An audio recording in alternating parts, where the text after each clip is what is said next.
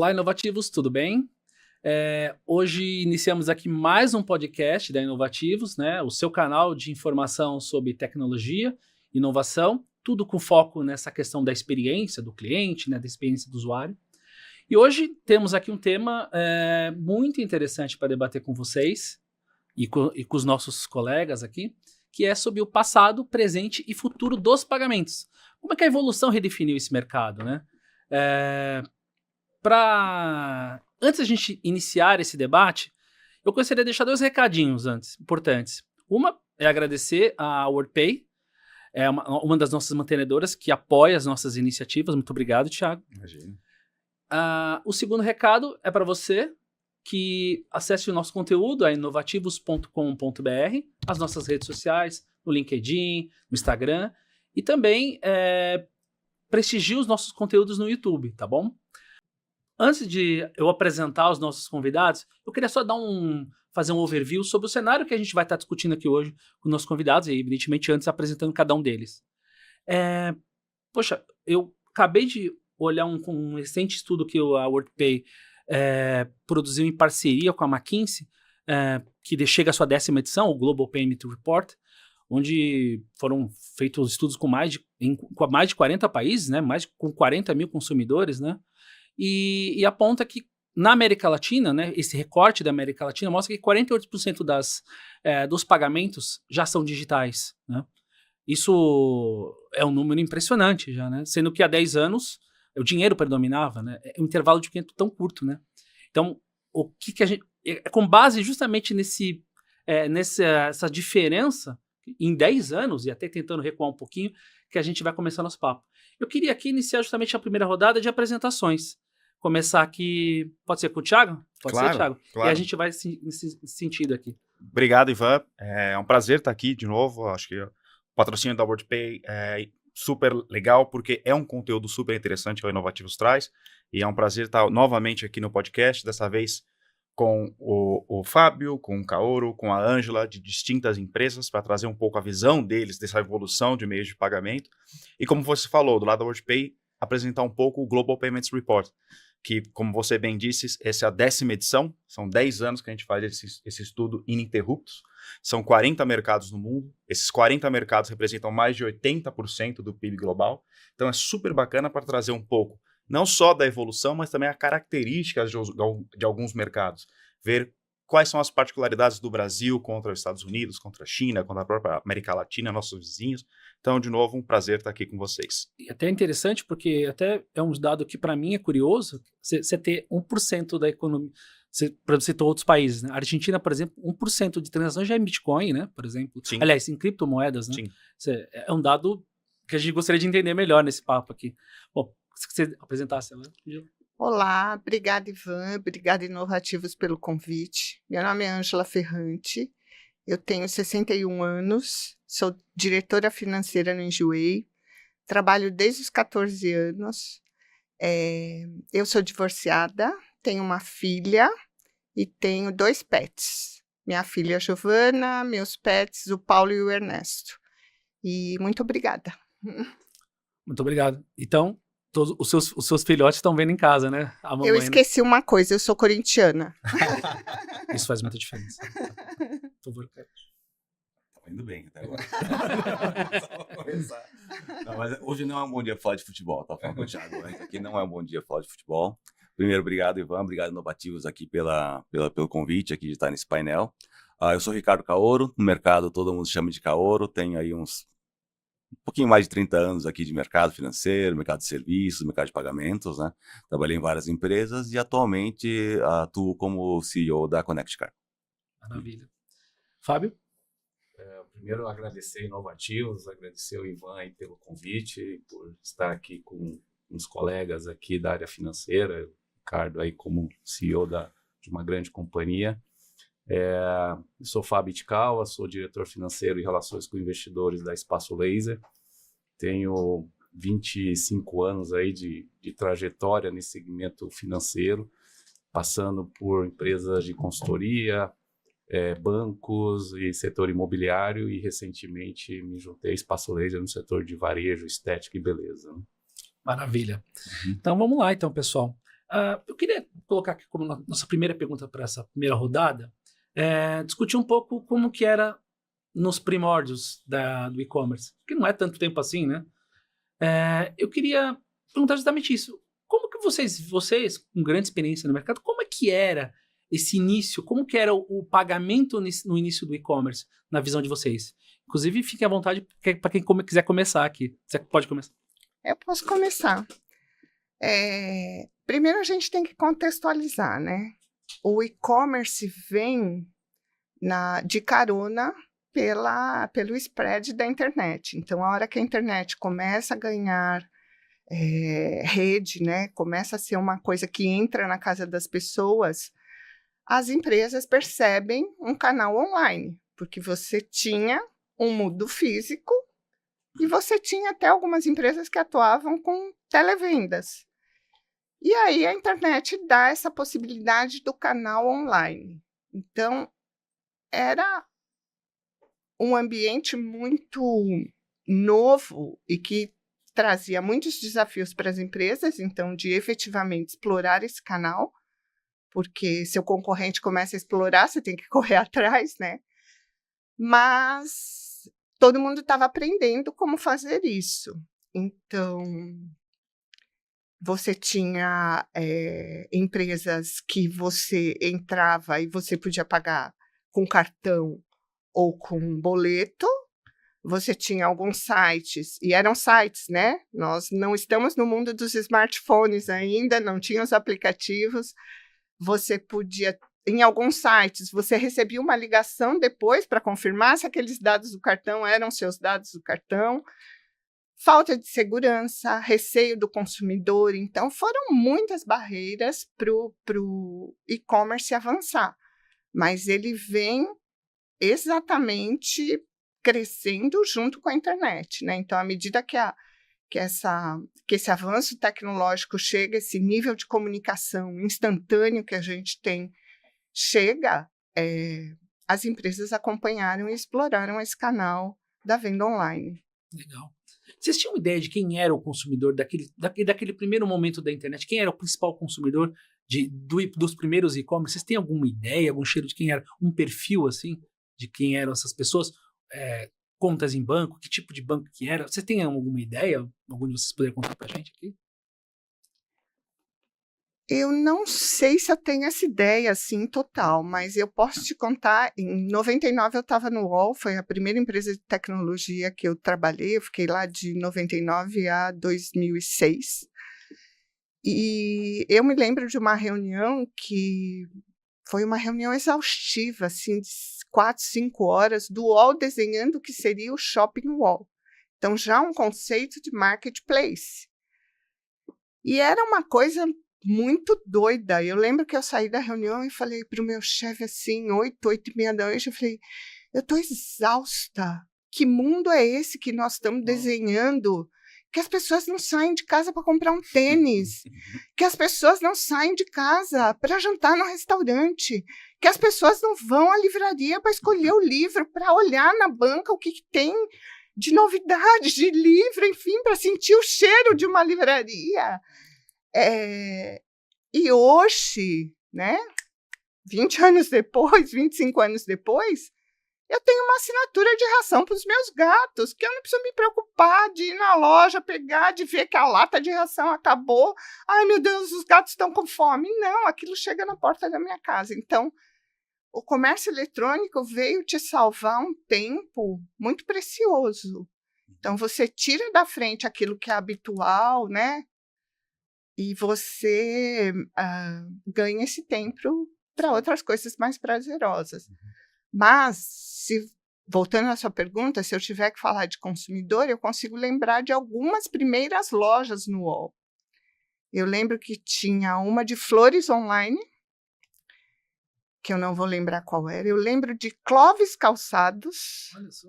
Clóvis Calçados, e eu falava, quem vai comprar Clóvis Calçados? E comprava, e vendia. Tinha uma de eletrodomésticos também, grande, que eu não lembro se era Fast Shop, eu não lembro se era Ponto Frio, mas, enfim, abriu um leque enorme de comércios para você botar no seu shopping, no seu marketplace. Thiago? Eu não tenho exatamente o perfil do comprador, mas no início estava muito restrito ainda aos grandes centros, até por uma questão logística, né? Então você tinha, como a Angela comentou, no início dos anos 2000 ali, o surgimento do e-commerce, muito através dos marketplaces. Eu acho que foram as primeiras lojas, a gente lembra lá atrás, Shopping Mall, você tinha Americanas, você tinha o Submarino, são os grandes marketplaces que começaram a surgir, mas ainda por uma questão de entrega, de desafios logísticos, etc., ainda estava muito restrito aos grandes centros. Mais do que você ter um perfil de consumidor, acho que esse dado é até difícil de você trazer lá no início, quem era o consumidor será A ou B, mas ainda era muito restrito. E um outro ponto interessante é que no início do e-commerce também, a limitação de infraestrutura tecnológica. Era muito difícil você criar um site. Hoje você tem aqui milhares de plataformas, IA que cria o seu site, cria já com checkout, tudo bonitinho, e antigamente era muito mais complexo. Então eram somente as grandes empresas lá atrás que iniciaram no e-commerce. Você não tinha o pequeno comércio, a lojinha, criando ali o seu site, você não tinha um Instagram, enfim. Então você tinha essas particularidades do início do e-commerce. Legal. Eu queria ouvir um pouco o Fábio e o Kaoru justamente sobre a avaliação dele, justamente sobre esse início ali do e-commerce. A visão de vocês sobre esse início. Deixa eu até pegar um pouco o gancho do Thiago, né, em relação a esse início, né, e quem que estava ali, né. Acho que quando você olha um pouco o histórico de como foi construído, né, e as primeiras lojas, os primeiros marketplaces, se você pensar, são as mesmas lojas físicas que criaram um canal de vendas adicional dentro da internet. Acho que esse é o primeiro movimento. Então, quem é o cliente dessas empresas? É o mesmo que comprava na loja física, com algum recorte, porque precisava ter duas condições mínimas ali, né? Precisa ter um computador, né? Porque a gente está falando de internet, de website, então não era tão fácil comprar. Na época ainda você tinha lá como chama lá, os cybercafés na época ainda, que o pessoal usava para fazer isso, quem não tinha computador em casa. Então, as lan houses, nossa, lan houses é antigo pra caramba. Tinha lan houses, os cybercafés na época, que o pessoal utilizava, mas você tinha essa primeira necessidade, e a segunda, muito que restringia um pouco o acesso também, você precisava ter um meio de pagamento, né, que a gente volta aqui no meio de pagamento, que era um cartão de crédito ou um boleto, mas você precisava ter alguma forma de fazer o pagamento que não fosse espécie, né, não fosse dinheiro, né, então acho que isso já limitava um pouco. Mas se você pensar, realmente ele era uma extensão das lojas físicas, né, então quem entrava primeiro era quem comprava na Clovis, provavelmente na rua ali, na rua direita ali, que tinha a loja da Clovis, e voltava para casa e comprava. E um segundo ponto, acho que a internet nesse momento, e o e-commerce nesse momento, ele começou muito com uma visão de desconto.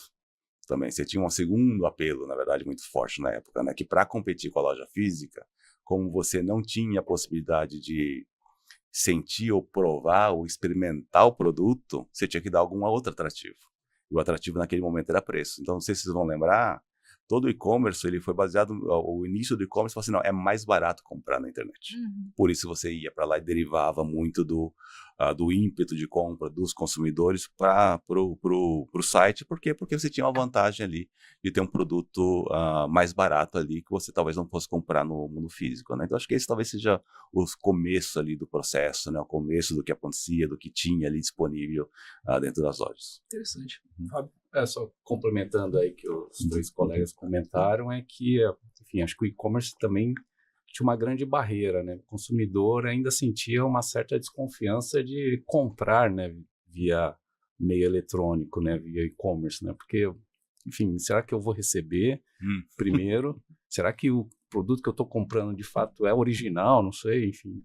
E o próprio meio de pagamento, né? Enfim, como é que eu sei que, de fato, vai ser processado o pagamento, meus dados não vão ser roubados, ou, enfim, vou fazer alguma transação que, no fim do dia, não chega lá para o lojista, né? Então, acho que essas foram as duas barreiras para o e-commerce se desenvolver, né? Enfim, a confiança na transação entre consumidor e a loja e a confiança também no meio de pagamento. Interessante. Até pegando como gancho essa questão da desconfiança, que foi uma barreira, imagino, inicial, de certa forma ainda, hoje em dia, talvez, se você pega um determinado grupo ali de consumidores ainda, isso existe ainda, mas eu queria explorar mais essa questão dos desafios que eram no início. Até você citou também a questão da infraestrutura. Eu queria... Que outros desafios nós tínhamos no início? O que vocês podiam comentar, Thiago, por exemplo? acho que, olhando da visão de meios de pagamento, um primeiro desafio era que você tinha uma baixa bancarização no início do e-commerce. Hoje, o Brasil é um dos países mais bancarizados do mundo, acho que muito devido ao Pix e outros fatores, mas lá atrás você não tinha uma população tão bancarizada assim. Então, o desafio, como o Fábio comentou, era como vou pagar? Então, ou você tinha um cartão de crédito, como eu comentei num podcast atrás, que era praticamente o único método de pagamento do e-commerce. Claro, você tinha outras opções, como um boleto, fazer a TED. Até a Ângela trouxe aqui para nós, antes de começar, que muitas vezes você podia pagar com cartão, mas alguém te ligava para coletar os dados do cartão. Hoje em dia, né? E você passava com a maior tranquilidade. Não, eu passo o número completo, código de segurança, enfim. Mas, então você tinha essa dificuldade. E até mesmo no boleto, uma outra dificuldade era o abandono do carrinho. Acho que todos nós já imprimimos um boleto de uma compra online para depois ir no caixa ou entrar no seu banco e fazer o pagamento. Então, você acabava que você tinha vários desafios, né? Você não tinha bancarização, você tinha um abandono de carrinho maior, você tinha o problema de infraestrutura que eu comentei, você tinha processos demorados. Então, de novo, a gente brincou aqui da Clovis. Você ia na loja, você saiu com um sapato. Uhum. Se você fazia compra online, você tinha que pagar o boleto, você tinha que esperar a compensação do boleto para depois, isso demorava uma semana. Então, não era um processo conveniente para o consumidor. Então, no início, eu acho que esses são alguns desafios que você tinha, bem claros para você ter essa maior adesão. E isso, claro, evoluiu com o tempo. Eu acho que a grande mudança, eu diria, no e-commerce começou com o m-commerce, que nós chamamos, com o mobile commerce, né? Com o surgimento do smartphone. Então, se você pensar que o e-commerce surgiu no início dos anos 2000, as compras através do celular, de aplicativos, começaram nos anos 2010, mais ou menos. Então, ali onde você tem um boom, uma explosão de compra no e-commerce. Mas até então, era muito arcaico ainda. Você tinha... o comércio era muito caro. Você manter e construir um website. Então, eram vários desafios aí do ponto de vista de crescimento e de utilização do canal do e-commerce. Só pegar um gancho aqui do Thiago, né? Lembrando um pouco da memória, assim, dos avós, meus pais, né? Não é a minha experiência. A experiência Claro, é mais sim. das gerações anteriores, né? Quando você lembra um pouco do e-commerce também, por dessas limitações de logística, se você vê um precursor, na verdade, anterior até o próprio site, eram os catálogos, né? Não sei se você lembra, as lojas tinham uns catálogos, vendas por catálogo, sim. que era um pouco do processo de compra, telefone, para confirmar o pagamento e entrega, né? Acho que isso foi evoluindo ao longo do tempo, mas ele se limitava também a alguns tipos de produtos, né? Produtos não perecíveis, produtos que pudessem demorar para ser entregues, porque você não tinha uma garantia de rapidez na entrega. Você não tinha empresas de logística preparadas para isso, então você basicamente era correio, basicamente fazia essa entrega, né? Exatamente. Então você tinha algumas limitações aqui em algumas regiões. Acho que essa foi um primeiro blocking, assim, que evitava um crescimento muito mais exponencial. Depois acho que teve 2 itens ali que acabaram também acontecendo nesse mesmo período, né? O segundo é como é que você fazia a transação online sem o cartão físico, né? Então, todo mundo estava lembrando aqui que para fazer transação você precisa ter alguma segurança, né? No cheque você tinha assinatura, você pedia documento, você tinha que entregar o documento junto com o cheque naquela época para fazer o pagamento. O cartão de crédito você tinha senha, você não tinha senha, né? Você tinha só assinatura também, nessa época. E para fazer a transação online, você precisa ter algum processo de comprovação. Então, começaram a surgir as primeiras features de segurança, na verdade, transação, que hoje, talvez a mais comum que todo mundo vê é aquele CVV, né? Aqueles códigos de 3 dígitos que você tem no verso do cartão, que era para fazer compra, justamente criado para fazer compra online. Então, acho que esse seria um segundo ponto. E um terceiro ponto, acho que também, que talvez ajudou a viabilizar a questão de confiança, na verdade, nas transações de e-commerce, era o Código de Defesa do Consumidor. Não sei se vocês lembram, também nesse período surgiu a devolução em 7 dias. Né? Então, assim, se você não recebesse o produto, não estivesse conforme, ou ele chegasse quebrado, ou ele chegasse com algum problema, você teria até 7 dias para desistir da compra. Acho que isso deu uma tranquilizada e ajudou muito o mercado a se desenvolver também nessa época. Então, são várias mudanças ali em regulamentação, em tecnologia na parte de pagamentos, em tecnologia nos próprios comércios para poder fazer as entregas em logística, que acabaram desenvolvendo, na verdade, o e-commerce. Legal. Ângela, você queria adicionar algum ponto sobre isso? Eu acho que tudo passou por uma integração, né? Então, você abre um canal online e ele não está integrado com nada. Então, ele não está integrado com a tua logística, ele não está integrado com o teu faturamento, ele não está integrado... As empresas foram aprendendo a lidar com esse canal online. Então, a hora que você ganha essa eficiência e consegue integrar tudo, a coisa efetivamente flui e é muito confiável o nível que nós temos hoje de um produto chegar no mesmo dia na sua casa. Então, você compra e sabe que vai chegar. Lá nos primórdios, a gente comprava e torcia para chegar. Então, Sim. acho que tem esse avanço assim de arcabouço tecnológico mesmo, de tudo que você foi integrando de ferramentas e de controles e dados, enfim, para você cuidar desse cliente na jornada completa. Certo. Eu queria agora dar um passo nessa questão do e-commerce, que é colocar aqui agora um fator que é o que você citou mesmo, Angela, que é o smartphone. Quer dizer, isso muda um pouco, muda bem o jogo, né? Muda a vida. Muda a vida, né? Eu gostaria até de explorar esse tema com vocês, assim, como que vocês viram esse primeiro contato, ou mesmo como é que foi esse primeiro momento do smartphone com o comércio eletrônico, com o meio de pagamento, o que isso mudou na vida do mercado, ou de meio de pagamento, na vida de vocês como gestores, enfim. Quero começar com o Fábio sobre esse ponto. Enfim, acho que o smartphone veio de fato para revolucionar a forma que a interação entre o consumidor e as empresas, né? Que a partir do momento que você tem o smartphone, você consegue ter um aplicativo próprio, você já cria um canal direto com uma certa segurança nas transações entre cliente e entre os agentes aí do mercado de varejo, né?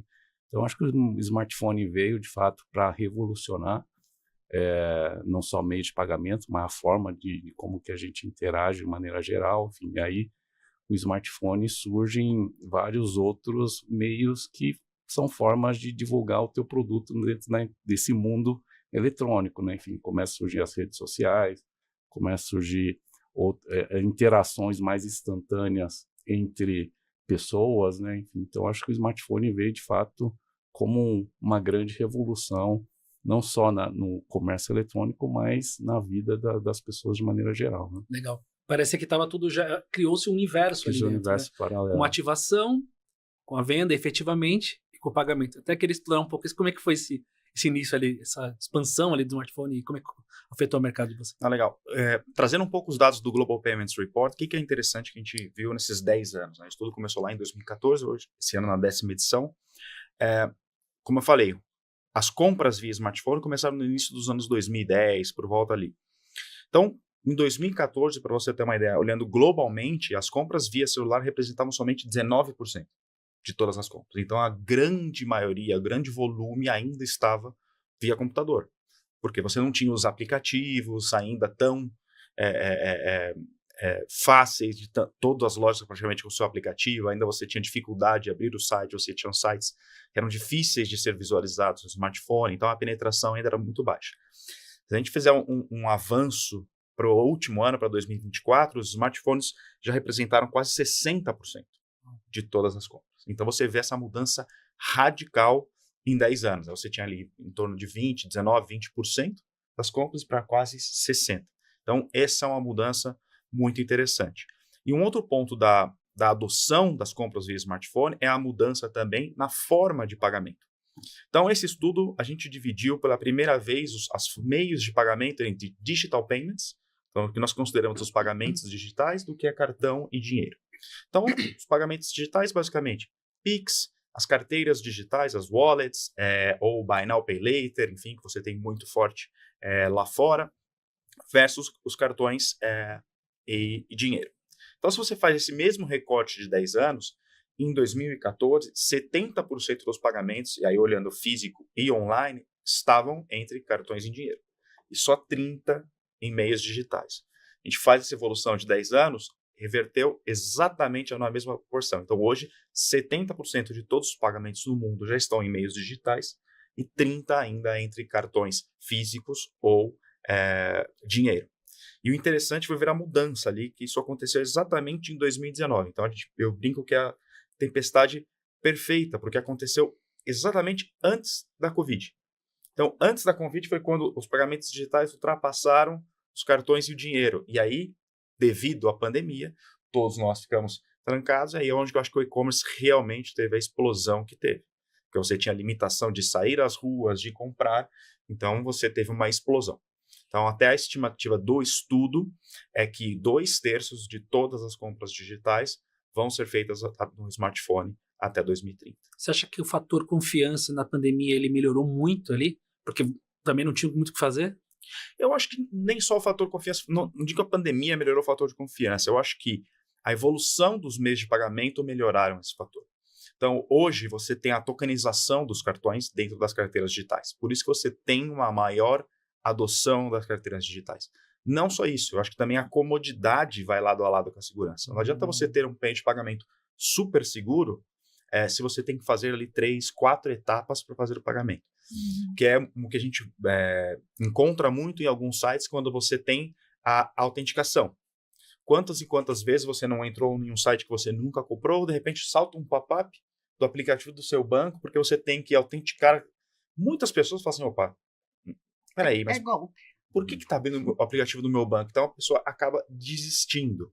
Então você tem um processo que é conveniente, que é das carteiras digitais que todos utilizam, de você ter o seu cartão já registrado, você com a sua biometria, você faz o pagamento, você sabe que não são os números do seu cartão que estão viajando, é um token. Isso facilita. Então, acho que a comodidade ela é muito importante. Óbvio, a segurança faz parte. Eu brinco até que a segurança hoje é uma commodity. Você tem que ter um meio de pagamento seguro. Agora, o que além da segurança ele traz? Então, por isso que você vê essa evolução dos meios de pagamentos digitais em relação aos cartões físicos, principalmente. Tem até uma coisa importante, que eu vou até passar para a Ângela, que assim, quando o Thiago fala em comodidade, ele olha para a mão. Ou seja, me parece que o comportamento está sendo moldado em cima dessa experiência, né? Você virou um gesto de olhar para a mão. Exatamente. Porque virou o gesto e é um comportamento que você tem que analisar como é que se faz essa navegação. Eu até queria aproveitar isso. Assim, é por aí, mais ou menos? Eu quero voltar um pouquinho no que você falou da pandemia, né? Se trouxe mais confiança, é que ali não tinha opção. Então, quem era resistente teve que ceder. Você estava trancado dentro de casa, enfim, e precisava do comércio eletrônico. Exato. Então, você foi forçado a usar. E aí, quem era resistente descobriu que, ok, isso funciona, né? Não é porque eu fiz uma compra no supermercado que agora eu estou com meu cartão exposto em tudo que é lugar e sofrendo golpe e entrando compras que não são minhas.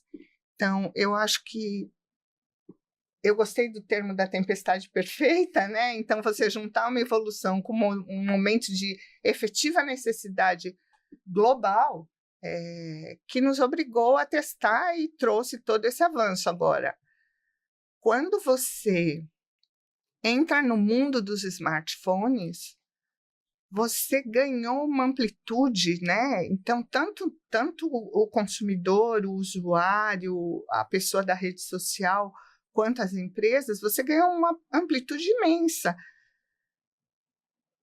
Eu me sinto assim meio escrava do meu smartphone, né? Porque eu não vou em lugar nenhum sem o Waze.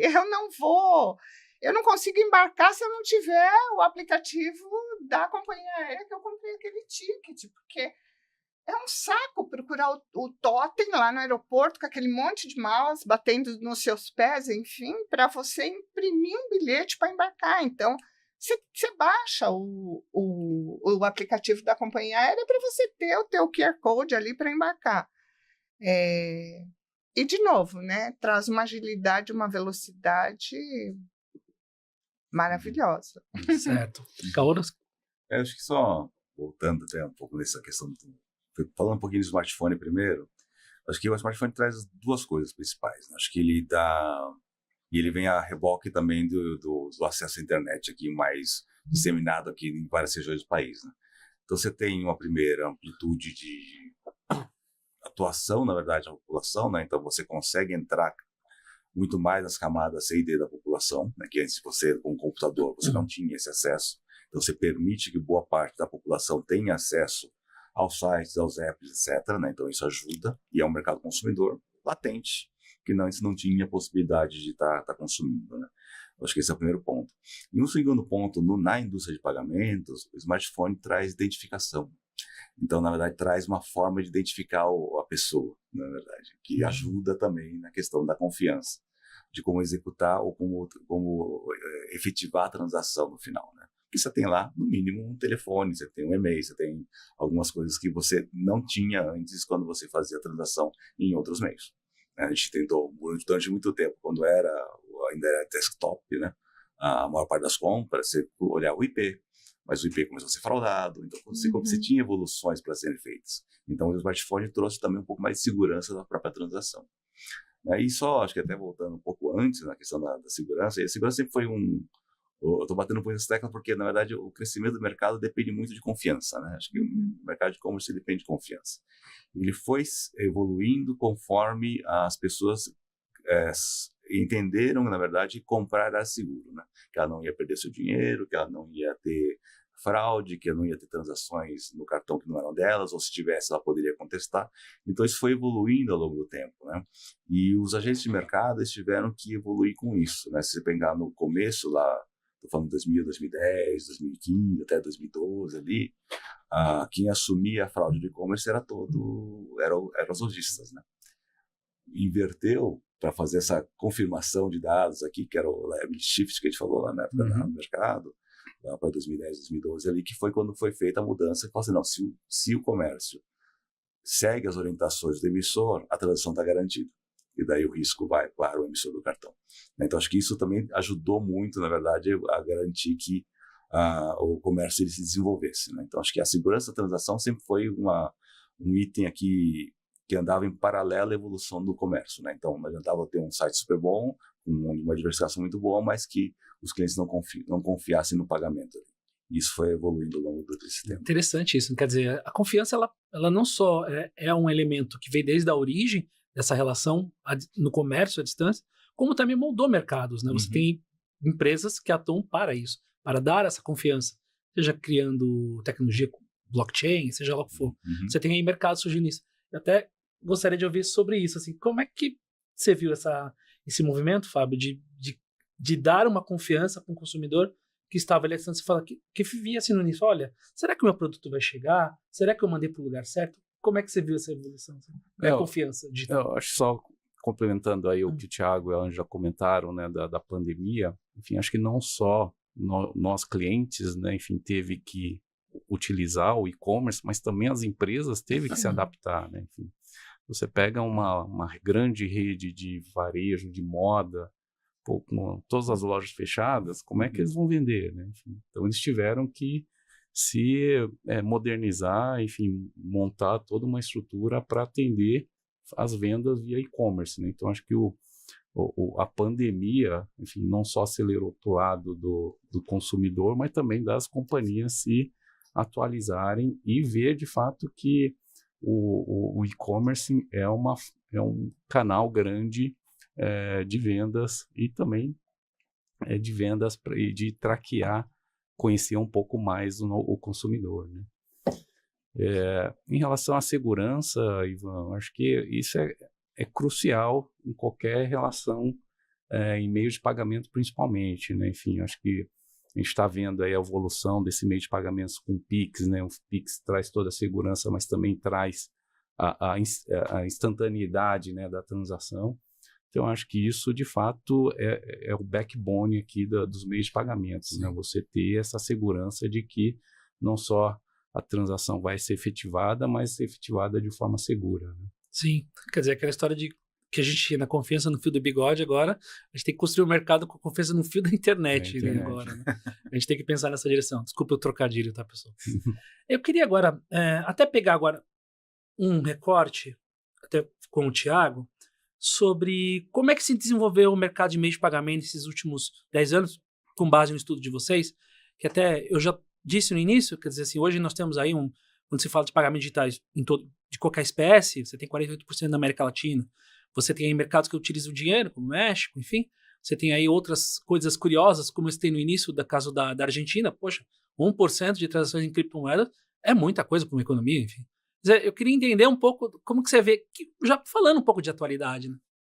Eu acho que, falando um pouco de evolução de meios de pagamento, começando pelo Brasil, eu acho que o grande destaque, e aí é sempre chover numa molhada, foi o Pix. Acho que a grande mudança no mercado brasileiro, falando de pagamentos digitais, foi o surgimento do Pix. Então, tem um recorte muito interessante no nosso relatório que, em 2014, e aí nem existia o Pix, quando a gente fala de transações entre contas, então TED, DOC, basicamente, elas representavam $1 bilhão dos pagamentos digitais. Então, se você vai para 2024, e aí já com o surgimento do Pix em 2020 passa de 1 para 35 bilhões de dólares. A representatividade aí, principalmente com o surgimento do Pix. E a gente estima que para 2030 deve passar dos 80 bilhões de dólares. Então, você vê aí a força do Pix. Muito em linha com o que o Fábio comentou, da conveniência, da facilidade, da agilidade, do baixo custo que o Pix oferece. Agora, o que é interessante também desse estudo? Que todo mundo, quando surgiu o Pix, principalmente aqui no Brasil, a gente tem muito esse debate, os cartões vão acabar, os cartões vão desaparecer. E o estudo mostra muito o contrário disso, e eu concordo muito com isso. Na verdade, os cartões, o que acontece com os cartões é que eles estão saindo do bolso de trás da nossa carteira para o bolso da frente, para o nosso smartphone. Então, a gente está basicamente digitalizando o cartão. Então, os cartões continuam relevantes. Se você olhar globalmente, as carteiras digitais já representam 2/3 dos pagamentos online. Então, você tem particularidades de alguns mercados. Então, no nosso caso, o Pix é, sim, o meio de pagamento mais utilizado no e-commerce, ultrapassou os cartões no último ano. Deve ser o meio de pagamento mais utilizado no físico. A gente acredita que esse ano ainda deve ultrapassar também a combinação ali de cash e cards, de dinheiro e cartões. Mas os cartões continuam super, super relevantes, mas de uma outra forma, tokenizados ou digitalizados, né?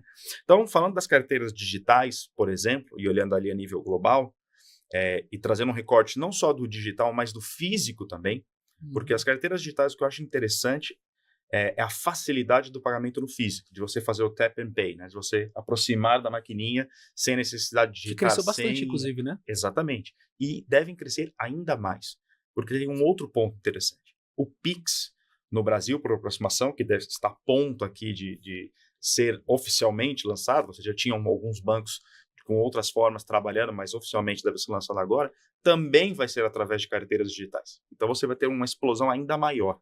Se você olha a Índia, por exemplo, que tem uma solução similar ao Pix, a UPI, que é tão boa quanto o Pix, ela começou desde o início através de carteiras digitais. Então o uso de carteiras digitais na Índia no físico é gigantesco. Então, mas voltando para as carteiras digitais, em 2014, elas representavam ali 1,6 trilhões de dólares no mundo, olhando o físico e digital. Em 2024, já estão acima de 15 trilhões. Então, assim, é um crescimento absurdo e, assim, de novo, mão lado a lado com o smartphone. Então, sem o smartphone seria impossível você pensar em um meio de pagamento das carteiras digitais e aí das mais diversas, né? Estou falando muito das carteiras que a gente brinca que você insere o cartão como forma de funding dessa carteira, mas você tem outras carteiras, né? Você tem, por exemplo, o PicPay aqui no Brasil, para citar um exemplo, que é outro tipo de carteira digital. O Nubank acabou de lançar o NuPay. Então, assim, as carteiras digitais, apesar do Pix dominar no Brasil, elas vêm crescendo ano a ano. Então, isso é muito interessante. E, de novo, o mais legal do Global Payments Report é quando você começa a ver que, apesar de você ter tendências globais, se você isola mercado a mercado, eles são totalmente diferentes. Então, o dinheiro ainda é muito, muito utilizado, quase 40% do share no físico, em países como Nigéria, Indonésia, Japão, Alemanha. Então, você tem mercados de terceiro mundo, digamos assim, como a Nigéria, mas você tem uma Alemanha, você tem um Japão que o dinheiro ainda é muito utilizado. Então, o mais legal do estudo, na minha visão, é essa visão país a país, recorte a recorte, que acaba você descobrindo coisas muito interessantes que no dia a dia a gente não faz nem ideia. Legal. Eu queria até ouvir um pouco de vocês, assim, sobre como que está sendo essa realidade, assim, olhando esses meios de pagamento, como que vocês têm visto isso? É mais Pix? É mais cartão? Eu queria ouvir um pouco de vocês. Vamos pela Ângela. Vamos lá. No Enjoei, a gente já tem uma parcela muito significativa das nossas vendas que são pagas no Pix. E eu acho que o Pix merece alguns recortes, né? Sou fã de carteirinha do Pix, enfim, mas primeiro que você insere uma gama de consumidores que não tinham cartão de crédito. Então, o Brasil super bancarizado, enfim, pandemia contribuindo para isso efetivamente, né, com todos os incentivos que o governo deu, não é incentivos que chama isso, é benefícios que o governo deu, enfim, para quem estava sem emprego, sem renda, obrigando as pessoas a se bancarizarem. Então, o Pix, ele alcança esses consumidores que não tinham cartão de crédito. E ele traz uma eficiência, uma rapidez que é muito legal. Por exemplo, eu vou dizer agora eu como consumidora. Se eu vou comprar uma passagem aérea, né, que falei que precisa do aplicativo para você embarcar, se eu vou comprar uma passagem aérea, R$2.000, entro lá no aplicativo da companhia aérea, eu posso pagar em 4 vezes sem juros no cartão. Eu vou entrar no banco, vou gerar um cartão digital, vou digitar aqueles 16 números, o código de segurança, a data de validade. Alguns vão pedir meu endereço de cobrança, meu CPF. Outro vai me pedir o token do banco, não sei o que, não sei o que lá. Se eu vou comprar uma blusinha lá no Enjoei de R$80, eu pago no Pix, porque eu pego aquele copia e cola do Pix, entro no banco, tal, 30 segundos você resolve. Então, ele trouxe essa diferenciação. Como consumidor, eu escolho agora o que eu vou pagar no cartão e o que eu vou pagar no Pix em função dessa eficiência, dessa agilidade que eu tenho para finalizar aquela transação sem ter que preencher um cadastro, complementar com esse monte de dados, enfim. Parece aquela história de ligar, né? Só que agora é digital, né? Pelos dados, né? Exato, é uma boa comparação, mas esse é o meu recorte. Concordo 100%, é muito interessante isso que a Angela comentou, porque você vê também a indústria de cartões em movimentos para como que a gente consegue combater essa facilidade do Pix. Então, concordo totalmente no checkout.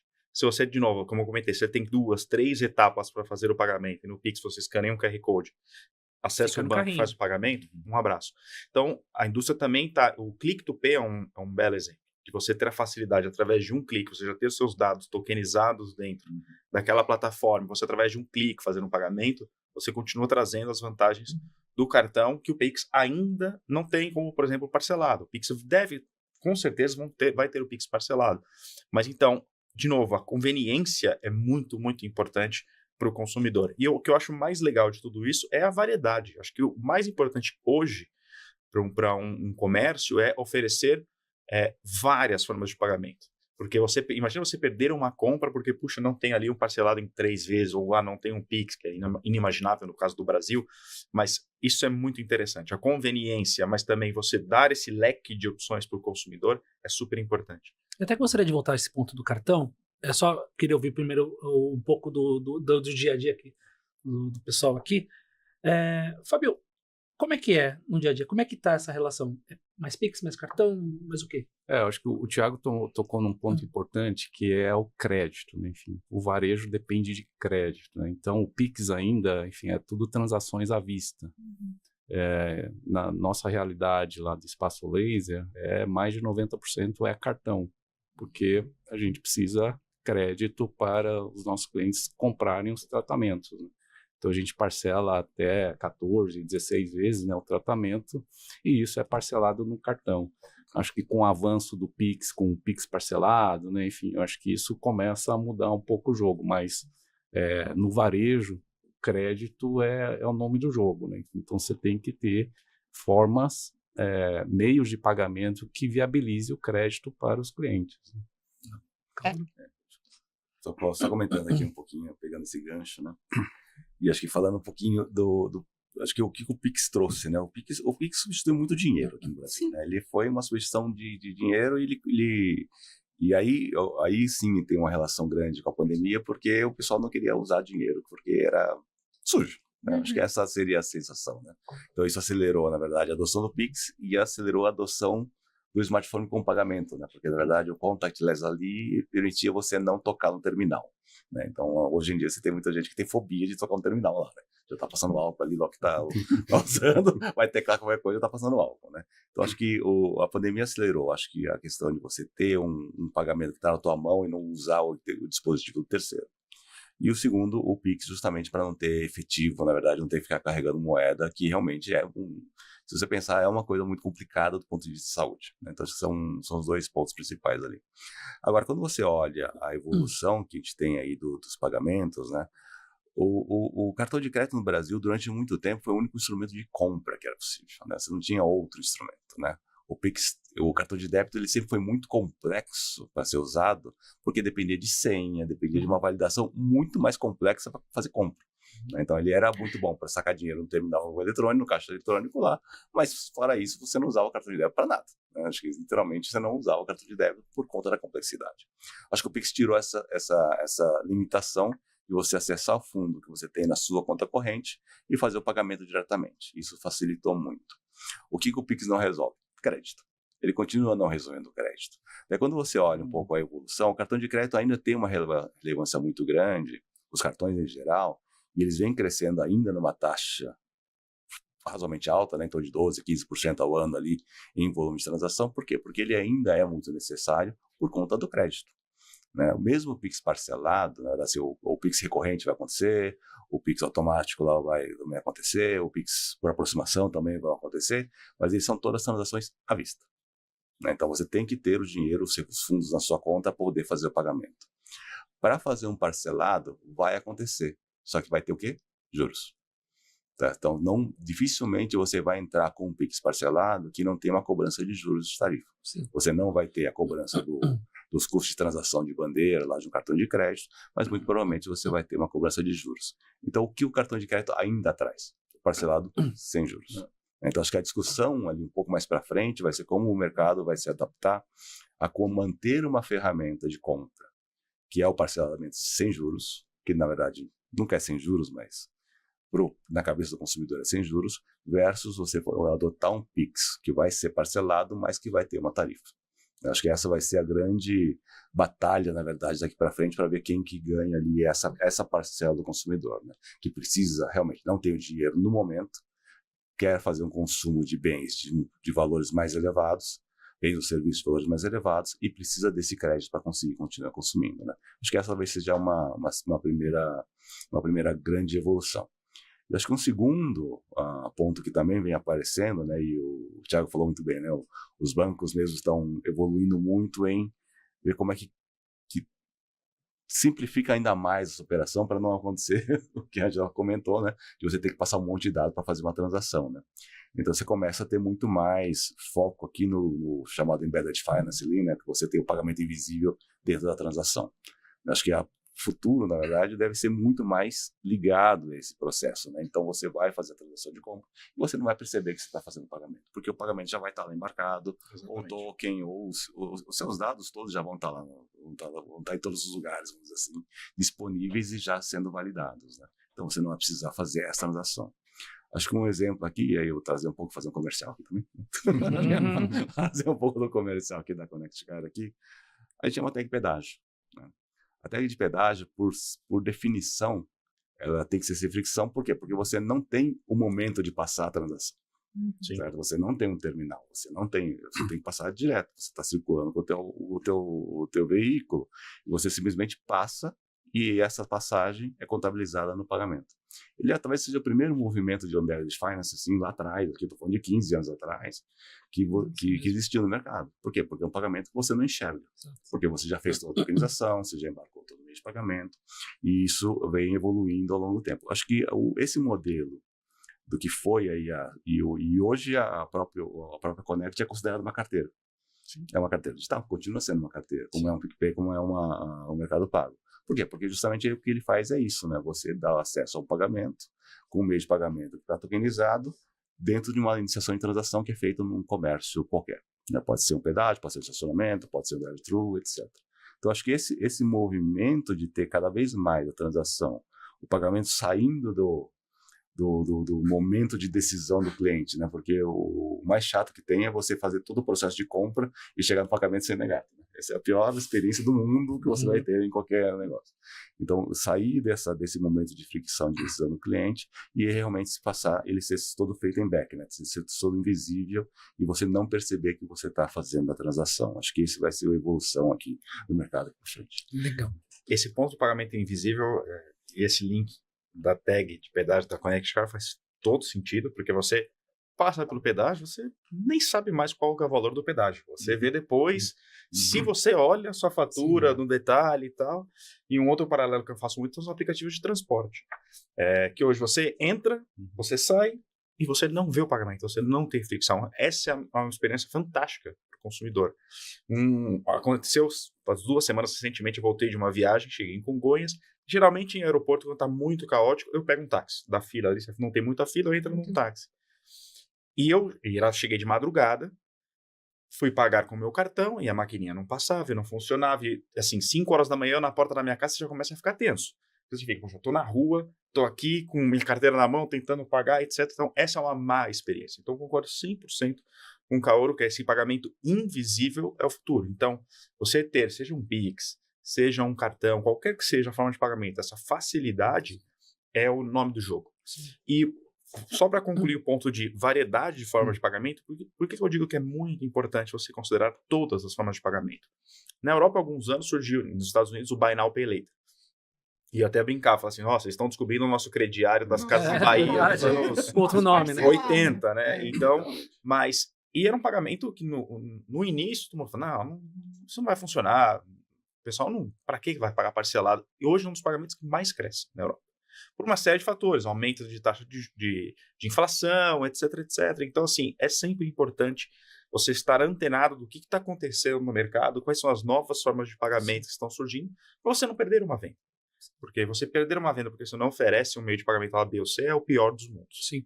Você tocou num ponto há pouco, a questão da... Não usou essa palavra, mas eu até vi um outro estudo de você sobre a desmaterialização do cartão. Que parece que quando se fala em carteira e quando se faz essa associação, talvez seja o mais popular. Eu queria entender um pouco melhor como é que é esse cenário no Brasil, dessa modalidade específica. E existem outras, inclusive. Claro. Então, voltando ao ponto que eu falei, do cartão sair do bolso de trás para o bolso da frente. Um pedaço do estudo mostra qual a forma de pagamento que faz o funding dessas carteiras digitais, né? Então, no Brasil, nós, nos entrevistados, fizemos a pergunta e mais de 50%, 53%, se não estou totalmente enganado, utilizam um cartão para fazer um funding de uma carteira digital. Então, você vê a relevância dos cartões. Se você olha para mercados como os Estados Unidos, mais de 70% do funding das carteiras digitais são feitas com cartões de crédito. Então, isso que é essa desmaterialização dos cartões, né? Você parar de utilizar os 16 números do seu cartão e ter eles ali criptografados dentro do seu celular e fazer o pagamento através de tokens. Então, você traz uma maior segurança em cada um dos seus pagamentos, você traz uma maior facilidade. Então, quando você entra num aplicativo ou você entra num site, você tem a opção de pagar com o Google Pay, com o Apple Pay, com qualquer que seja a carteira, é a forma mais fácil. Você insere a sua biometria ou sua face e você tem ali o pagamento aprovado. Então, essa desmaterialização é algo que vem acontecendo muito rapidamente. Mastercard, inclusive, eles anunciaram, acho que no final do ano passado, que em 2030 na Europa, eles vão acabar com os 16 números dos cartões. Vão ser 100% tokenizados. Então, você vai deixar de ter ali um número de conta, digamos assim, um número de cartão, para passar a ter um cartão que é 100% tokenizado em todas as transações. Então, de novo, você tem meios de pagamentos crescendo muito rapidamente. O Pix é um claro exemplo, já ultrapassou os cartões no digital, deve ultrapassar os cartões no físico, mas a indústria de cartões ela é tão robusta e ela tem uma capilaridade tão grande que é muito difícil ela desaparecer. Eu acho que é praticamente impossível. Eu acho fantástico o Pix no exterior. Isso eu acho fantástico. Nós tivemos na Argentina recentemente e você tem várias lojas pague com Pix. Então, isso é muito bacana. Mas até você ter um Pix aceito em 100% do comércio, ou na grande maioria dos comércios do mundo, é muito difícil. Hoje, óbvio, daqui a alguns anos, com toda a questão do blockchain, das moedas digitais, isso pode facilitar extremamente e acelerar muito esse processo. Mas os trilhos dos cartões, até pela capilaridade, é um meio de pagamento muito fácil de ser utilizado. Até porque quando você fala de Pix, você tem que ter se você for pagar em outros lugares, você tem que ter um arranjo regulatório, né, entre os países ali para que você possa fazer esse casamento, né?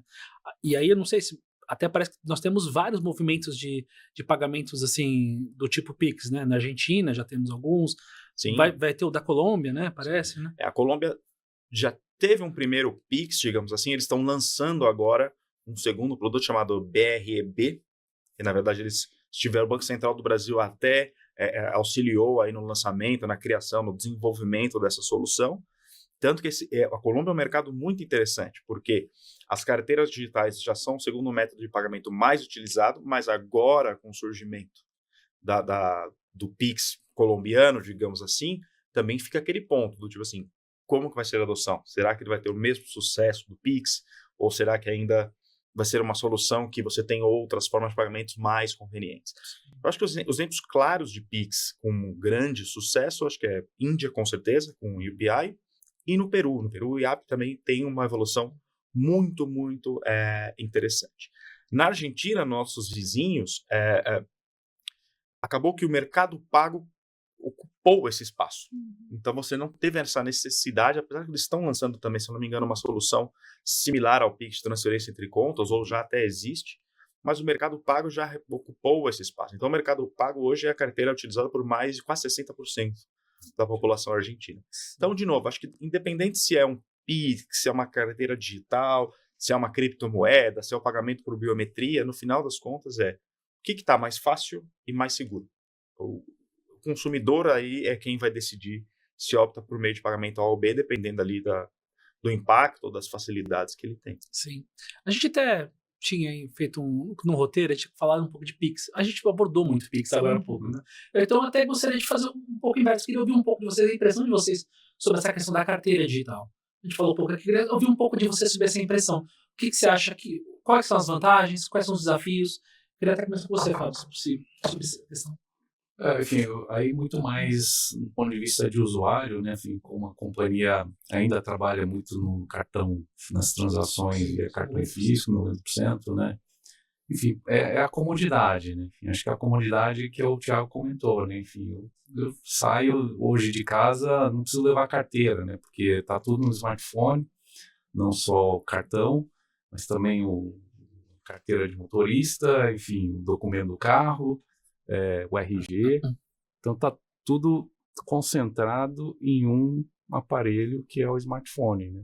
Então, enfim, eu acredito muito que a carteira digital veio para se consolidar como mais uma forma aí de pagamento e ele traz a vantagem que é da conveniência. Enfim, além de dar segurança nas transações, né? Enfim, é você ter a conveniência de ter uma forma de pagamento na mão, né? Pegando um pouco esse gancho aqui, você falou de desmaterialização de carteira, né, e uns temas, acho que tem alguns desafios aqui nesse processo, né? A carteira, ela traz muita praticidade, né? Só que se concentra 100% da informação ali no único lugar. Quando você vai para uma carteira digital, acho que qual o grande desafio, na verdade, que os emissores ou os bancos têm? Eles perdem o contato com o cliente, né? Na verdade, você usa a carteira do Google, você não sabe mais qual banco está por trás. Você pode ter 3, 4 bancos atrás e não necessariamente você sabe qual está usando, né? Porque você nem lembra qual carteira que você embarcou ali ou qual cartão você embarcou ali. Então, acho que tem um desafio muito grande, na verdade, de quem vai estar fornecendo o crédito ou o pagamento por trás da carteira digital, porque ela não ela não faz o funding dessa transação.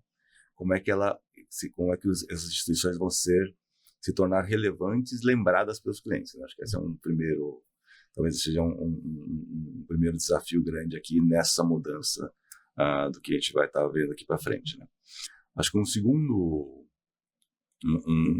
ponto, né, quando a gente fala de desmaterialização, é que a gente está caminhando para realmente, né, do ponto de vista de sustentabilidade, é muito melhor você ter tudo no celular. Porque você não tem chip, você não tem plástico, você não tem papel, você não tem um monte de outras coisas que você precisaria na indústria de pagamentos e você consegue, basicamente, você tem informação ali. Os padrões lá de números, de 16 números, de tudo isso morre, na verdade, né, com a lógica das carteiras hoje. E só que eu acho que também em algum momento, e aí você vai ver talvez algumas tendências ali talvez fora aqui da América Latina, fora dos Estados Unidos, se eu preciso do celular, inclusive. Sim. Porque em alguns lugares, assim, cara, não preciso, né? Se você vai lá para a China, por exemplo, você vai ter o Smile Pay lá, né? Você olha para a tela e você não precisa nem do cartão, né? Sua face já faz direto, a biometria, na verdade, faz a transação. Então você nem precisaria ter o celular. Acho que a gente vai caminhar aquilo, a gente vai trabalhar aqui nos próximos anos ainda, acho que nessa evolução, né? Em algum momento eu não vou precisar nem do dispositivo. Né? Acho que também é uma outra. Acho que o primeiro movimento é colocar tudo no dispositivo, então você já tem toda a tua vida num lugar só. O segundo momento é você tirar esse dispositivo aqui da necessidade, né? Então acho que a desmaterialização não é só dos cartões, né? A desmaterialização é de você ter o dispositivo. Acho que esse talvez seja a evolução que a gente vai ver nos próximos anos ainda. Sim. Ângela? Eu acho que tem essa questão da confiança também. Então, você precisa conquistar o usuário para migrar para a carteira digital, porque é muito prático ter tudo no seu smartphone, mas nem todo mundo tem segurança de que aquilo está com um token, que depende da minha biometria para abrir. Não, e se o cara rouba meu celular e pega minha foto na rede social, ou eu sou uma pessoa pública, tem a minha foto, a hora que você dá um Google, você vai achar minha foto, ele vai conseguir abrir. Então, acho que tem, como a gente tinha lá no começo do comércio eletrônico, a necessidade do cliente confiar naquele canal de vendas, você tem agora também essa necessidade do usuário confiar na carteira digital. Porque a hora que eu gero um cartão digital dentro do meu banco e coloco isso na compra da minha passagem aérea, eu sei que aquele cartão só vai durar 48 horas. Então, o estrago se tiver algum estrago, ele está ali naquele horizonte de 48 horas controlado. Mas tem uma coisa muito importante na fala do Thiago, que é a seguinte: se o cliente tem este meio de pagamento, você tem que ser capaz de aceitar aquele pagamento naquela modalidade, para não perder venda. Então, acho que essa trajetória aí, tanto das empresas, das companhias, para receber essa carteira digital, como do usuário de confiar para usar essa carteira digital, é o próximo capítulo. Sim. O Kaoru trouxe um ponto interessante, que é o mercado da China. A China ela teve uma evolução de pagamentos, acho que diferente de todos os outros países. Ela saltou do dinheiro para o digital, 100%. Ela não teve essa passagem pelos cartões. E outro ponto interessante, quando a gente fala de carteira digital, realmente não é só a carteira do celular, como a biometria na China é muito utilizada, o que nós chamamos de carteiras digitais representam 80% de todos os pagamentos na China. Então, eu acho que é o país com maior share de formas de pagamento de carteiras digitais é a China disparado. E para você ver como o Brasil pode evoluir, o Brasil, em 2024, só 16% foram através de carteiras digitais. Apesar da gente, de novo, nós aqui estarmos todos, não, já utilizo todos os dias e tal, o Brasil é muito grande.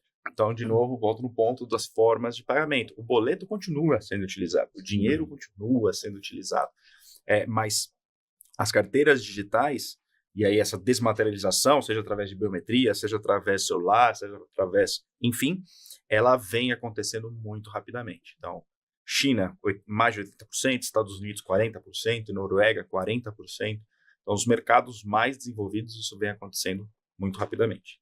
Interessante.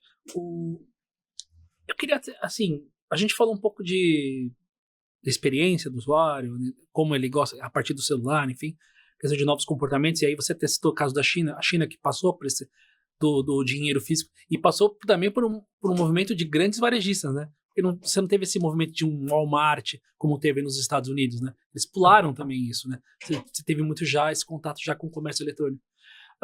Eu queria ouvir um pouco de vocês, assim, até ser um pouco de uma divagação. Olhando hoje, assim, o comportamento do consumidor, o que vocês acham que ele pode, aí já olhando, uma reflexão sobre o futuro, e aí fiquem à vontade para vocês falarem o que vocês quiserem aqui, né?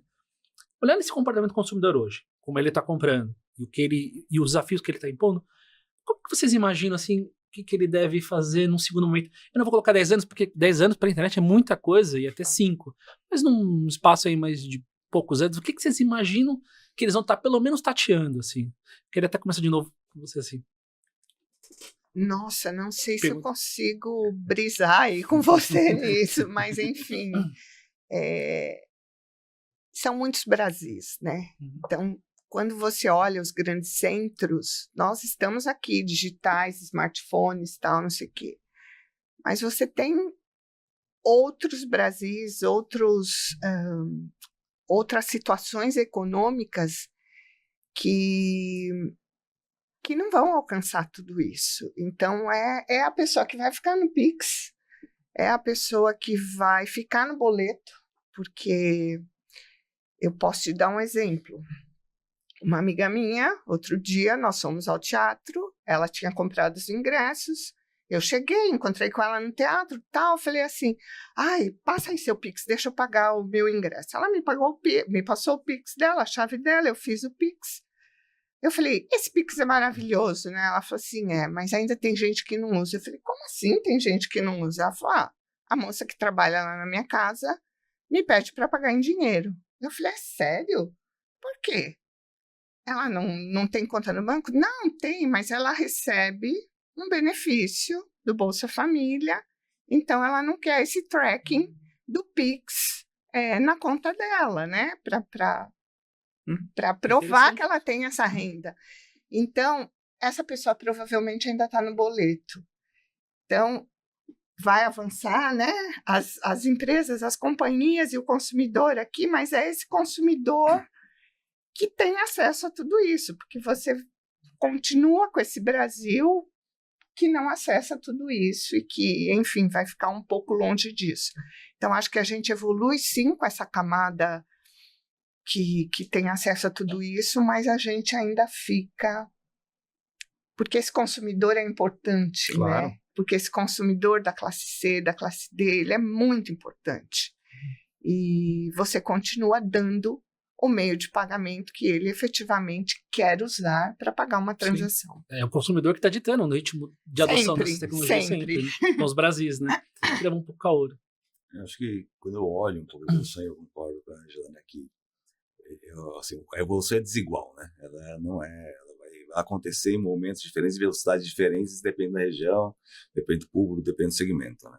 Se você pega o grupo mais avançado, vamos dizer assim, né, os grandes centros, muito provavelmente a gente caminha muito porque a gente estava falando aqui de pagamento invisível, né? Porque se você pensar, hoje ainda o pagamento ele passa a ser, ainda ele é uma etapa dolorida, vamos dizer assim, né, dentro da experiência, né? Porque você pensa no pagamento antes de fazer a compra, né? Que é ilógico, né? Se você pensar do ponto de vista de consumo, na verdade não deveria ser essa sequência, né? Então ele deveria poder consumir.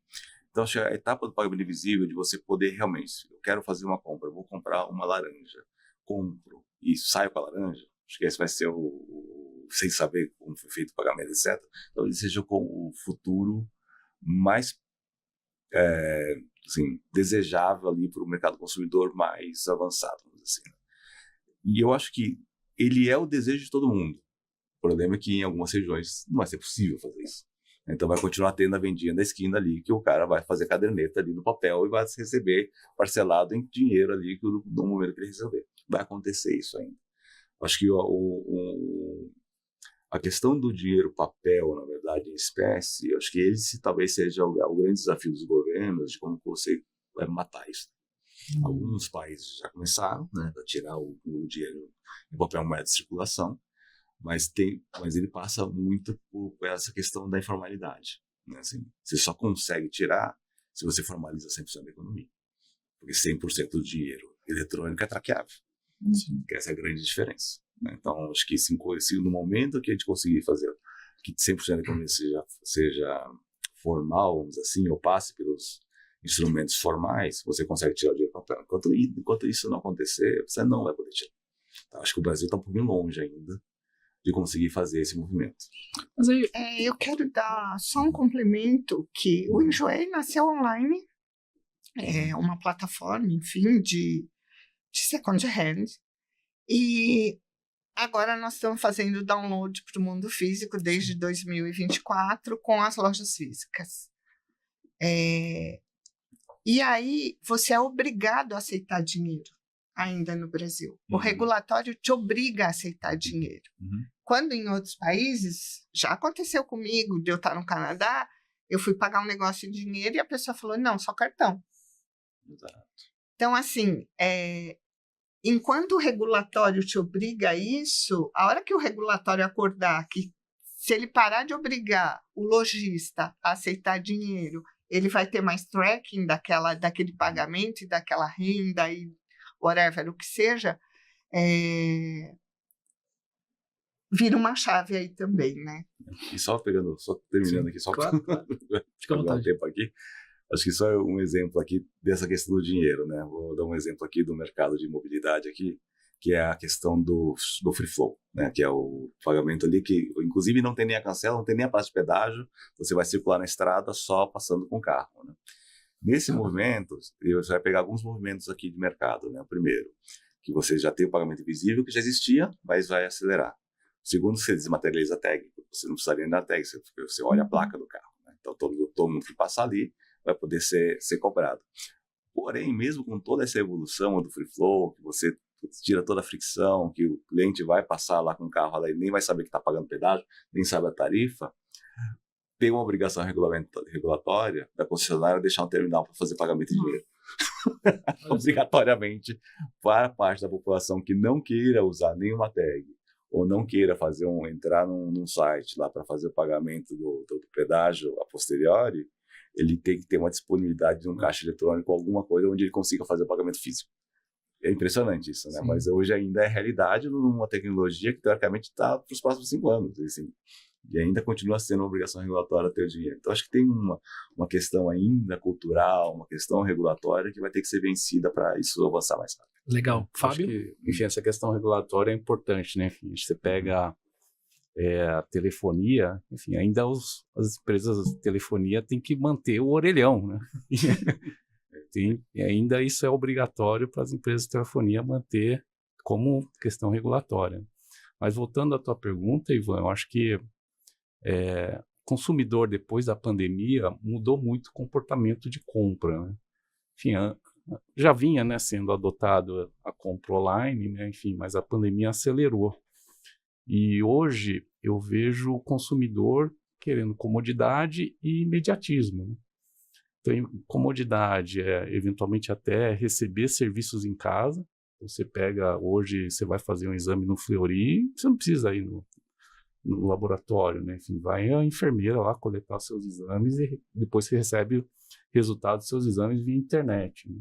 Então, acho que essa comodidade, acho que é a tendência que o consumidor vai cada vez mais exigir, né? Enfim, hoje o desafio do varejo é como é que eu levo o meu cliente para a loja, para fazer experimentação, né? Enfim, ter a experiência do meu produto ou do meu serviço, né? Então, acho que isso é uma tendência que veio do comportamento do consumidor acelerado aí pela pandemia. E acho que o outro ponto que o Kaoru comentou, né? Enfim, essa informalidade, eu acho que as moedas virtuais, acho que tende a acelerar, né? Hoje, como o Thiago comentou, na Argentina já é 1% das transações, né? Eu acho que as moedas virtuais vão começar, sim, a ser uma outra forma de pagamento no comércio, né? Certo. Thiago, só queria, para a gente encerrar essa rodada, e aí também, já dando um endereçamento fino no nosso podcast aqui, essa questão da invisibilidade no pagamento.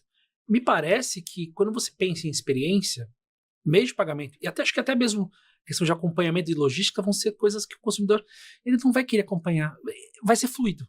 É nessa direção mesmo que a gente está indo? 100%. Acho que a melhor experiência de pagamento hoje é onde você não sabe como que o pagamento foi feito. Acho que se você tem, de novo, 3, 4 etapas para fazer o pagamento, você passa o cartão, não vai, ou você faz um Pix, volta, qualquer fricção que você tenha, atrito que você tenha na forma de pagamento, você vai gerar uma má experiência. Eu trouxe aqui o exemplo da Connect Card, pagamento invisível, os aplicativos de transporte também são pagamentos invisíveis, são boas experiências, né? Então, acho que sim, vai ser fundamental você oferecer uma solução sem fricção. O meio de pagamento não pode ser protagonista. Ele tem que garantir que a experiência seja excelente. Então, porque, de novo, se você tem uma fricção, ele passa a ser o protagonista do problema e você tem perda ali de vendas, enfim. Agora, falando do exercício de futurologia, que eu também não sou muito fã disso, que eu sempre brinco que... Não dá nem para arriscar hoje em dia, né? Não, eu sempre gosto de fazer futurologia voltando para o passado. Eu sempre falo assim, olha, vamos lá. Talvez eu vou me enganar nas datas aqui, mas 10 anos atrás a gente ainda pedia pizza por telefone. Não no smartphone, mas ligando e falando, olha, eu quero uma meia calabresa, meia portuguesa, tal, fazendo pagamento com dinheiro ou a maquininha vinha e você fazia. Isso acabou. Então, assim, evolui muito rápido. Então, você tem tendências no mundo como um todo e até no Brasil. Então, eu diria que as moedas digitais, sim, devem crescer. Eu acho até as moedas do governo mesmo. Você tem o Drex, que agora sumiu um pouco de cena, saiu um pouquinho de cena, não está sendo tão divulgado e falado, mas se você tiver o real digital, isso você abre um leque de oportunidades aqui completamente diferente do que você tem hoje. Tem os cambiais, etc. Um outro ponto que eu vejo de tendência é personalização de pagamento. Então, o que eu quero dizer com isso? Você vai ter ali nossos cartões tokenizados em um aplicativo ou na sua carteira digital, e você está fazendo um produto, o lojista passar a recomendar o pagamento A ou B e te oferecendo benefícios, ou um cashback, ou um cupom, ou um desconto. Então, isso eu acho que pode ser o segundo passo. Você já tem algumas empresas fazendo isso, e acho que a IA pode auxiliar muito, mas eu acho que deve ser uma tendência. De você tem hoje a orquestração de pagamento que a gente brinca por trás das cenas, né? De você mandar pagamento de cliente A ou B, mas eu acho que isso pode ter um movimento contrário, de você passar a recomendar para o consumidor, olha, por que você não paga com cartão A ou com cartão B ou com essa forma de pagamento? Então, essa também é uma outra tendência que eu enxergo. Legal. Bom, gente, nosso tempo acabou, tá? Quero agradecer a cada um de vocês. Eu até gostaria de passar uma última rodada aqui sobre observações finais de cada um de vocês. Queria começar com o Kaoru dessa vez, uma observação final aqui do nosso programa. Não, primeiro, obrigado aqui pelo convite novamente, né? Acho que foi muito legal esse bate-papo aqui sobre pagamentos. Acho que, para mim, né, a indústria de pagamentos, ela eu tenho uma paixão, na verdade, pela indústria de pagamentos, né? Tenho quase 30 anos de experiência nesse mercado, né? E vejo que ele vai continuar evoluindo, né? Acho que a indústria de pagamentos move o mundo ainda hoje, né? Ela depende, né? O mundo depende de você ter o fluxo de dinheiro circulando em transações e se misturando nas transações para ele continuar evoluindo, né? Então, acho que a gente vai ver muita coisa ainda nova surgindo. O que a gente discutiu aqui talvez seja um pouco da superfície ainda do que a gente está vendo, né? Então, na verdade, não tem nada novo do que a gente discutiu aqui, né? É uma coisa que a gente já viu acontecer. Então, a gente está olhando muito dessa forma, mas eu ainda acredito que se a gente olhar, se tivesse mesmo podcast aqui daqui a 5 anos, que não vai ser um podcast, né? Vai ser outra coisa. Em 5 IACast, talvez, né? Exato, em 5 anos, provavelmente a gente vai estar falando de coisas totalmente diferentes do que a gente está falando aqui, como foi assim há 10 anos atrás também, quando a gente começou a falar que nem existia o Pix. Então, acho que tem muita coisa para evoluir, eu acho que a gente vai continuar tendo muitas boas novidades aqui que vão melhorar muito a experiência dos clientes ainda. Legal. Ângela? Bom, quero novamente agradecer o convite, foi muito gostoso participar dessa conversa, enfim, o tema